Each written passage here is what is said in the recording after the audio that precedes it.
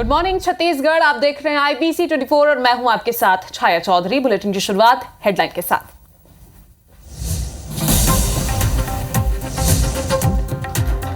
भिलाई में प्रतिबंधित तंबाकू युक्त गुटखा बनाने वाली फैक्ट्री पर बड़ा एक्शन। संचालक साजिद समेत 3 आरोपी गिरफ्तार, 80 बोरी गुटखा भी जब्त। रायपुर में नशे के खिलाफ पुलिस की बड़ी कार्रवाई। हेरोइन के साथ पंजाब के 3 अंतर्राज्यीय तस्कर गिरफ्तार, 4 ग्राम नशीली हेरोइन जब्त। सख्ती में अनियंत्रित होकर नहर में गिरे पिकअप, 18 लोगों को सुरक्षित बाहर निकाला गया। 2 लापता बच्चों की तलाश जारी, नशे में था ड्राइवर। भिलाई में युवक के साथ जालसाजी, कंप्यूटर ऑपरेटर की नौकरी का झांसा देकर साइबर स्कैम की ट्रेनिंग दे रहे थे आरोपी। 3 आरोपी गिरफ्तार। बालोद में स्ट्रीट डॉग का आतंक, 3 बच्चों समेत 7 लोगों को काटा। 3 अलग अलग गांव में लोगों पर किया हमला। उद्योगपति रतन टाटा का निधन, मुंबई के अस्पताल में 86 साल की उम्र में ली अंतिम सांस। सीएम विष्णुदेव साय समेत तमाम दिग्गजों ने जताया दुख।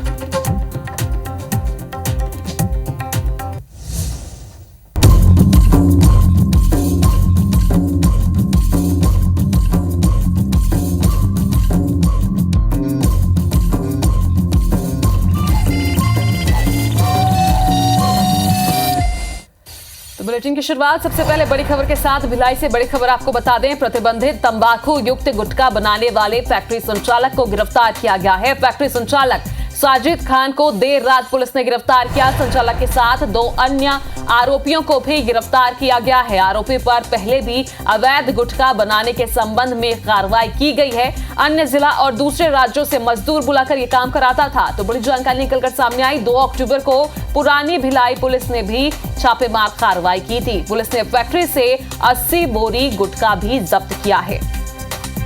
कोमल धनेसर हमारे साथ फोन लाइन पर जुड़ी हुई हैं। तो कोमल, बड़ा एक्शन यहां पर पुलिस ने लिया। गुटखा फैक्ट्री के जो संचालक थे वो गिरफ्त में आ चुके हैं। पूरे खबर को विस्तार से समझाइएगा दर्शकों को और साथ ही अपडेट भी दीजिएगा। जी बिल्कुल, ये 2 अक्टूबर का मामला है। 2 अक्टूबर को भिलाई 3 पुलिस ने रेड मार करके उम्दा के पास एक फैक्ट्री से गुटखा जब्त किया था, करीब 80 बोरी। 2 गाड़ियों में ये लोड करके भेजा जा रहा था और पुलिस ने आधी रात को यह कार्रवाई की थी। इसमें उस वक्त 12 लोगों को गिरफ्तार किया गया था और ये 12 लोग मजदूर थे जो वहां पर गुटखा पैकिंग का काम कर रहे थे। सुबह 4 बजे ये कार्रवाई हुई थी, लेकिन इसके बाद जो गुटखा संचालक, जो फैक्ट्री का संचालक है साजिद खान और उनके 2 अन्य आरोपी वहां से फरार हो गए थे। पुलिस लगातार इसकी तलाश में जुटी हुई थी और कल पुलिस को बड़ी सफलता मिली। क्योंकि ये आरोपियों ने मोबाइल अपना बंद कर रखा था, इसलिए इन्हें हुआ तत्काल पुलिस ने इन्हें गिरफ्तार किया। और इन आरोपियों पर पहले भी जेवरा सिरसा और छावनी थाने में मामले दर्ज है। गुटखे का अवैध कारोबार का काम इसका लंबे समय से चल रहा था और इसमें जो 2 अन्य आरोपी साजिद के अलावा राम कुरवैत और रामभजन कुरवैत और राजेंद्र पंडा। रामभजन जो है मजदूरों को लाने का काम करता था अन्य राज्यों से, बिहार, यूपी, झारखंड, वहां से मजदूर लाए जाते थे। और राजेंद्र पंडा इन गुटखे बनाने के बाद में अन्य जिलों में इसकी सप्लाई करता था। इसमें बालोद, धमतरी, कांकेर जैसे जिले शामिल हैं। इसके अलावा ये लंबे समय से गुटखे का जो काम है, अवैध कारोबार चल रहा था, लेकिन कल फिर पुलिस ने इन तीनों को गिरफ्तार कर लिया है। आज इन्हें न्यायालय में पेश भी किया जाएगा और लगातार यहाँ पर अवैध गुटखे को लेकर के जो कार्रवाई है पुलिस कर भी रही थी। लेकिन ये एक बड़ी कार्रवाई है क्योंकि यहाँ पर फैक्ट्री बनी हुई थी और इसमें जो पान मसाला, जो जर्दायुक्त गुटखा बनाया जा रहा था, न उसमें अवैध वैधानिक चेतावनी लिखी गई थी। कुछ भी ऐसा नहीं था कि जो वैध रूप से हो, न ही वो संचालक यहाँ पर दस्तावेज प्रस्तुत कर पाए थे। चलिए कोमल, तो आप नजर बनाकर रखिएगा। आज फिलहाल आरोपियों को कोर्ट में पेश किया जाएगा और कोर्ट जो भी फैसला सुनाएगा उसकी जानकारी आपसे लेंगे। बहुत बहुत शुक्रिया कोमल। तो रायपुर पुलिस ने नशे के खिलाफ बड़ी कार्रवाई करते हुए 3 अंतर्राज्यीय नशे के सौदागरों को गिरफ्तार किया है। टाटीबंद इलाके के एक होटल में पकड़े गए 3 आरोपियों से 3.85 ग्राम हेरोइन बरामद हुई है। पुलिस के मुताबिक तीनों आरोपी पंजाब से पहली बार रायपुर आए थे और यहां ग्राहक की तलाश कर रहे थे। थाना अमानका में सूचना मिली थी एक निजी होटल में जो 3 व्यक्ति हैं, आकाशदीप, हरप्रीत और अवतार सिंह, ये रुके हुए हैं। बाद में थाना को जानकारी मिली कि इनके द्वारा कुछ अवैध पदार्थ रखा गया है। जाकर वहां छापा मारने पर से उनसे 3.85 ग्राम हीरोइन जब्त किया गया है और थाना अमानका में NDPS के तहत अपराध दर्ज कर आगे की कार्रवाई की जा रही है। इधर रायगढ़ से बड़ी खबर आपको बता दें, प्रतिबंधित दवाओं की अवैध बिक्री करते युवक पकड़ाए हैं। आरोपी से 160 ड्रामाटोल कैप्सूल बरामद किया गया है। 170 बुट्रम इंजेक्शन सहित 4,400 रुपए जब्त किए गए हैं। आरोपी के खिलाफ एनडीपीएस एक्ट के तहत मामला दर्ज कर लिया गया है। जूट मिल और साइबर सेल ने संयुक्त कार्रवाई को अंजाम दिया है। तो बड़ी खबर आपको रायगढ़ से बता रहे हैं, जहां पर प्रतिबंधित दवाओं को बेचते हुए युवक गिरफ्तार किया गया। आरोपी के खिलाफ एनडीपीएस एक्ट के तहत अब मामला दर्ज कर पुलिस आगे की जांच कर रही है। तो वहीं कोरबा से बड़ी खबर है, महिला समूह से धोखाधड़ी का ये पूरा मामला है, जिस पर अपडेट आपको दे रहे हैं। 8 बैंकों से 46 लाख का लोन लिया था। पैसे लेकर पति पत्नी फरार हो गए थे।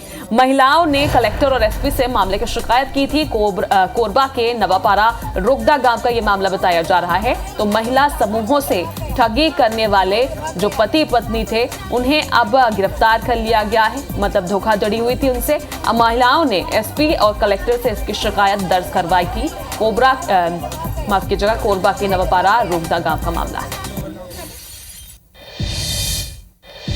तो सड़क पर नियमों का पालन करवाने वाले खुद कितना नियमों के प्रति जागरूक हैं, इसकी तस्वीरें आपके सामने हैं। राजधानी रायपुर से वीडियो सामने आया है, तस्वीरें पहले आप देखिए।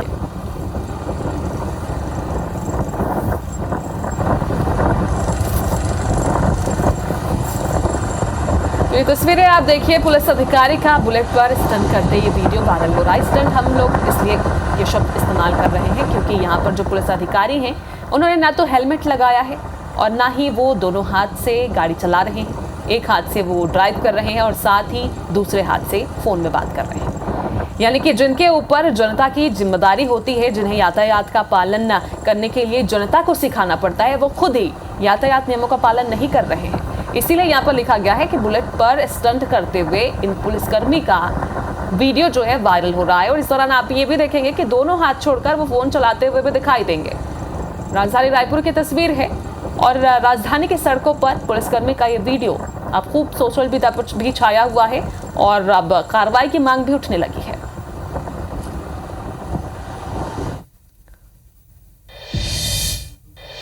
तो वहीं भिलाई से खबर आपको बता दें, एनजेसीएस के बोनस के फैसले से भिलाई स्टील प्लांट के कर्मचारी नाराज चल रहे हैं। 28 अक्टूबर को सेल के सभी प्लांट में हड़ताल होगी। हड़ताल से पहले 14 अक्टूबर को एक दिवसीय धरना ये करने जा रहे हैं। बीएसपी सहित देश के अन्य स्टील प्लांट में हड़ताल होगी। बोनस फॉर्मूला नहीं बदलने और पुराना एरियर्स और वेज रिविजन से इनका प्रमुख मुद्दा है।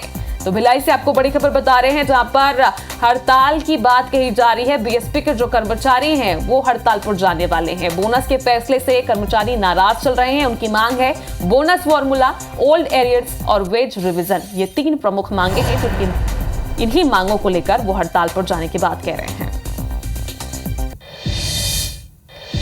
तो सरगुजा जिले से उड़ान सेवा शुरू होने का सपना सरगुजा के लोग आजादी के पहले से ही देख रहे हैं। स्थिति यह है कि जिस एयरपोर्ट से हवाई सेवा विधानसभा चुनाव के पहले शुरू हो जानी थी, वहां से लोकसभा चुनाव तक भी हवाई सेवा शुरू नहीं हो सकी है।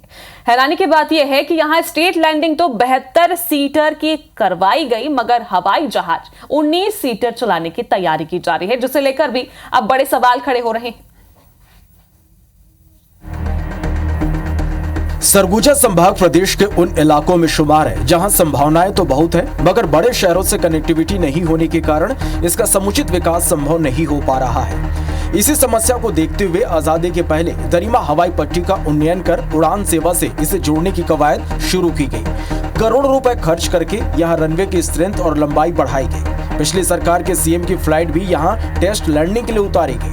एयरलाइंस ने यहाँ टेस्टिंग के लिए 72 सीटर विमान भी उतारे, मगर अब यहां से 19 सीटर विमान उड़ाने की तैयारी की जा रही है, जिसे अंबिकापुर से बिलासपुर और रायपुर तक चालू करने की मांग की जा रही थी, मगर इसे बहुत ज्यादा उपयोगी नहीं माना जा रहा और इसकी कनेक्टिविटी दूसरे प्रदेशों में करने की मांग की जा रही है। 26 तारीख को हवाई जहाज आने की बात थी। वो मेरे ख्याल से, मेरे को जो जानकारी लगी, 18 या 19 सीटर हवाई जहाज थी बिलासपुर से अंबिकापुर।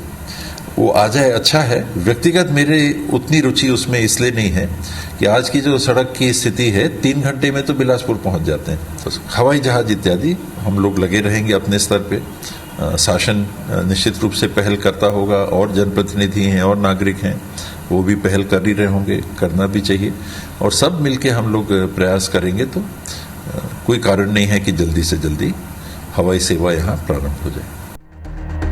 सरगुजा के मां महामाया दरिमा एयरपोर्ट से भले ही हवाई सेवा शुरू नहीं हो सकी हो, मगर इसे लेकर राजनीति और श्रेय लेने की होड़ राजनीतिक दलों में मची हुई है। कांग्रेस का कहना कि जब उनकी सरकार थी तब तमाम मानकों पर काम कर तैयारी कर ली गई थी, मगर केंद्र सरकार ने इसे लेकर गंभीरता नहीं दिखाई और कई बार खामियां निकाली गई। यही कारण है कि एयरपोर्ट से उड़ान सेवा शुरू नहीं हो सकी। इधर भाजपा इसे अब तक कांग्रेस सरकार की लेट लतीफी बता रही है। भाजपा नेता यहां से दिल्ली, रायपुर, बनारस समेत अन्य इलाकों से जोड़ते हुए फ्लाइट सेवा शुरू करने की बात कह रहे हैं।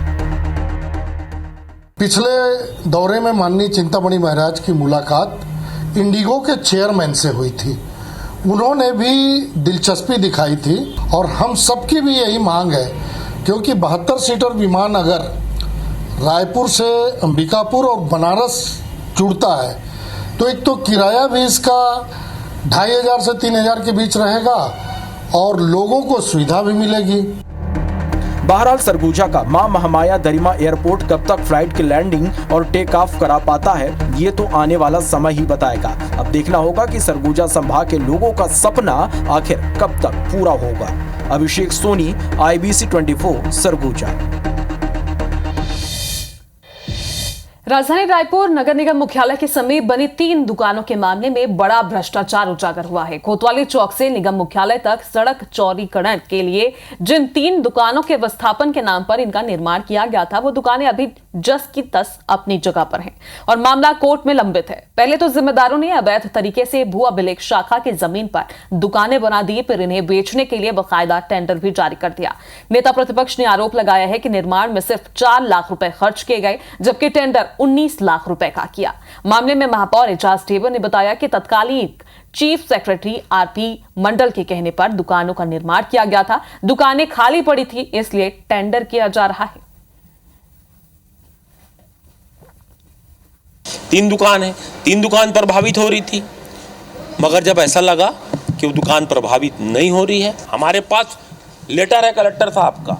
अब क्योंकि वो दुकान वहां पड़ी हुई है, दुकान पड़े पड़े सड़ जाएगी और सरकार को ऐसा लगता है कि उसका चीफ सेक्रेटरी जो किए वो गलत किए, सरकार को ऐसा लगता है कि उस समय जो कलेक्टर किए वो गलत किए, सरकार को अगर ऐसा लगता है कि जो कमिश्नर तत्कालिक कमिश्नर थे वो गलत किए, तो मुझे लगता है कि वो ऐसी जमीन जो नगर निगम की है ही नहीं, वहाँ पर व्यवस्थापन के नाम पर 3 दुकानों का निर्माण करवाया गया। नगर निगम ने वहाँ पर अवैध कब्जा किया है, वे पास करवाया है। आने वाले समय में जनता इन सब चीज़ों को देख रही है और इन सब चीज़ों का जवाब जनता इनसे जरूर देगी।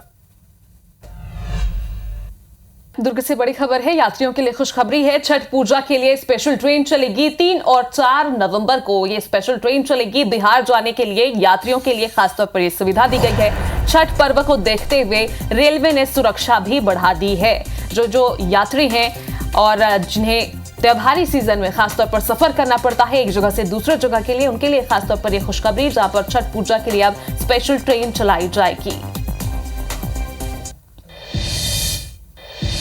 तो IBC 24 के वरिष्ठ एंकर पुनीत पाठक की माताजी उषा पाठक का बुधवार को निधन हो गया है।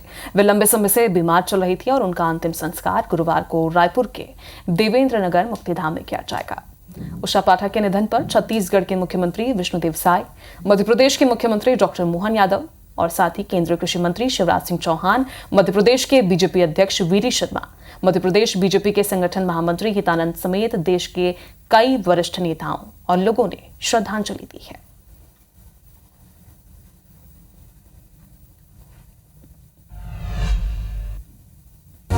IBC 24, number 1 news channel in Madhya Pradesh, Chhattisgarh.